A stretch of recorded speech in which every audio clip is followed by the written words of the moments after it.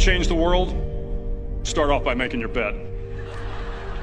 If you make your bed every morning, you will have accomplished the first task of the day. It will give you a small sense of pride, and it will encourage you to do another task, and another, and another. And by the end of the day, that one task completed will have turned into many tasks completed. Making your bed will also reinforce the fact that the little things in life matter. If you can't do the little things right, you'll never be able to do the big things right. And if by chance you have a miserable day, you will come home to a bed that is made, that you made. And a made bed gives you encouragement that tomorrow will be better. To pass SEAL training, there are a series of long swims that must be completed. One is the night swim. Before the swim, the instructors joyfully brief the students on all the species of sharks that inhabit the waters off San Clemente. They assure you, however, that no student has ever been eaten by a shark, at least not that they can remember. But you are also taught that if a shark begins to circle your position, stand your ground. Do not swim away. Do not act afraid. And if the shark, hungry for a midnight snack, darts towards you, then summons up all your strength and punch him in the snout, and he will turn and swim away. There are a lot of sharks in the world. If you hope to complete the swim, you will have to deal with them. So if you want to change the world, don't back down from the sharks. Over a few weeks of difficult training, my SEAL class, which started with 150 men, was down to just 42. There were now 6 boat crews of 7 men each. I was in the boat with the tall guys, but the best boat crew we had was made up of the little guys, the Munchkin crew, we called them. No one was over 5'5". The Munchkin boat crew had 1 American Indian, 1 African American, 1 Polish American, 1 Greek American, 1 Italian American, and 2 tough kids from the Midwest. They out-paddled, outran, and outswam all the other boat crews.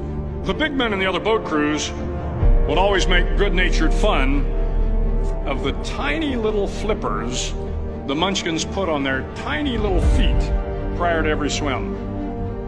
But somehow these little guys from every corner of the nation and the world always had the last laugh, swimming faster than everyone and reaching the shore long before the rest of us. SEAL training was a great equalizer.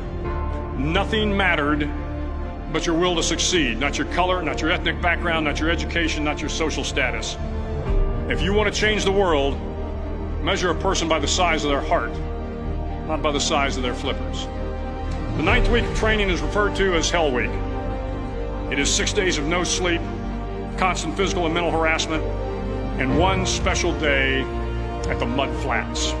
The Mud Flats are an area between San Diego and Tijuana where the water runs off and creates the Tijuana Sloughs, a swampy patch of terrain where the mud will engulf you. It is on Wednesday of Hell Week that you paddle down to the Mud Flats and spend the next 15 hours trying to survive the freezing cold, the howling wind, and the incessant pressure to quit from the instructors.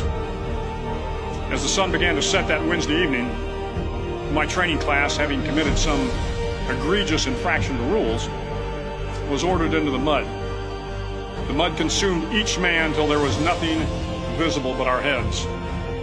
The instructors told us we could leave the mud if only 5 men would quit. Only 5 men, just 5 men, and we could get out of the oppressive cold. Looking around the mud flat, it was apparent that some students were about to give up. It was still over 8 hours till the sun came up. 8 more hours of bone-chilling cold. The chattering teeth and the shivering moans of the trainees were so loud, it was hard to hear anything. And then one voice began to echo through the night. One voice raised in song. The song was terribly out of tune, but sung with great enthusiasm. One voice became 2, and 2 became 3, and before long, everyone in the class was singing. The instructors threatened us with more time in the mud if we kept up the singing, but the singing persisted, and somehow the mud seemed a little warmer, and the wind a little tamer, and the dawn not so far away. If I have learned anything in my time traveling the world, it is the power of hope.